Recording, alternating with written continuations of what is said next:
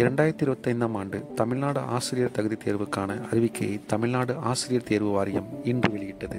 இந்த தகுதி தேர்வு 2 தாள்களை கொண்டுள்ளது.